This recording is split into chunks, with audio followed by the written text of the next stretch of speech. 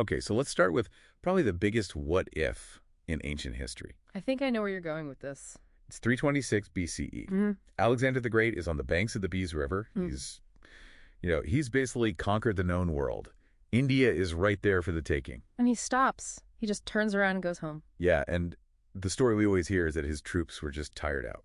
Which, I mean, they were, but that's not the real reason. It was intelligence. They had scouts. And what those scouts reported back was, frankly, terrifying. It wasn't about the terrain. No, it was the Nanda Empire's army waiting for them. And specifically, the rumor of 6,000 war elephants. 6,000. His men basically went on strike. They would not face that kind of heavy armor. Right. And that incredible deterrent force, that whole empire, it came from one specific region, Magadha. Modern-day Bihar. So for this deep dive, we really want to figure out how this one area went from a bunch of tribes to the subcontinent's first real empire. And it really seems to be a story of geographical determinism. The land itself gave them a head start. It's like they were playing the civilization game on easy mode while everyone else was struggling, wasn't it?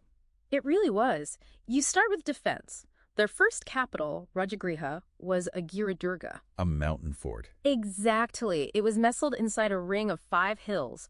All they had to do was wall up the gaps, a natural fortress. But the real game changer, it seems, was the move to Pataliputra. That's a shift from hills to water. The Jaladurga, the water fort. It was built at the confluence of the Ganges, the Sun, and the Gandak rivers. Which is, brilliant for defense, obviously, but the economic power that gives you. Oh, for sure. You control the rivers, you control the trade, and you're in a massive river basin, which means wet rice agriculture. And that's the key variable. Rice just has more calories per acre than wheat or barley. So you get a food surplus, a huge one. And if you're not worried about feeding everyone, you can support a class of people who do nothing but train and fight. A professional, standing army, but you've got to arm them. Which brings us to the iron. Magadha was sitting right next to the Chota Nagpur Plateau, which was just loaded with high-grade iron ore. Right. So while rival kingdoms are still using, softer copper or bronze weapons, Magadha has iron swords. They also have heavy iron plows to clear the dense jungle for more farmland. It's a perfect self-reinforcing cycle. More food, more soldiers, better weapons. So geography gives them the raw materials, but it was statecraft that really weaponized it. We have to talk about King Ajatashatru. This guy wasn't just a ruler. He was like an engineer of war. The texts say he used some wild inventions to crush his enemies. Oh, absolutely. A true military innovator. He deployed something called the Ratha Masala. Which sounds like a chariot with a mace or blades attached. Basically, yeah.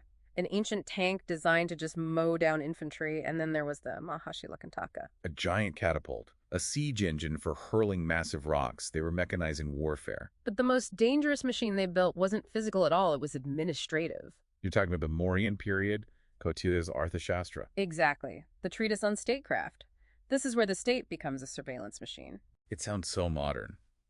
The sources describe this whole espionage network. You had the Sanstha. The stationary spies, yeah. In towns and guilds. And then the Sanchara, the wandering agents. And they all reported direct there to the king, bypassing any local lords. It's a system for total central control.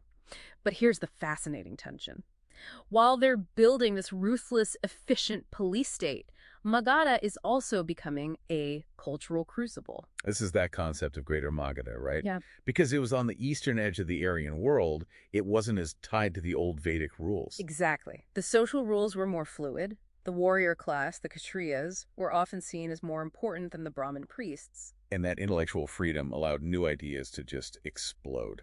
It's why Buddhism and Jainism were born there, these Shramana movements that challenged the old orthodoxy. Which brings us to the ultimate paradox. Emperor Ashoka. He inherits this incredibly brutal, efficient war machine. He uses it in the Kalinga War, which is horrific by all accounts. And then he just pivots, a complete U-turn. One of the most significant changes of heart in history.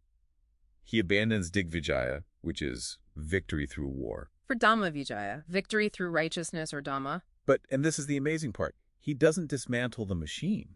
No. He repurposes it. He uses that same spy network, the same bureaucracy, the same system of control to broadcast his moral edicts on stone pillars across the empire. He turned the machinery of oppression into a tool for ethical governance. And in doing so, he proved the state could be more than just a warlord's tool. I mean, Magadha gave us the blueprint for the Indian state, the first great universities like Nalanda, the professional army. It reminds me of a concept from the Arthashastra. It describes the state as Saptanga, a living thing with 7 limbs. Right. The king, the ministers, the territory, the fort, the treasury, the army, and the ally. Each part is essential for the whole body to function. Which is a pretty provocative thought to leave you with. If a state is a living organism with 7 limbs, it feels like a lot of modern nations are just bodybuilders. They're obsessively focused on 1 or 2 limbs, the muscle of the military or the economy. It does make you wonder. Are we neglecting the other parts? They're supposed to keep the whole body healthy and alive. It's a very good question to ask. That's our deep dive for today. Thanks for listening.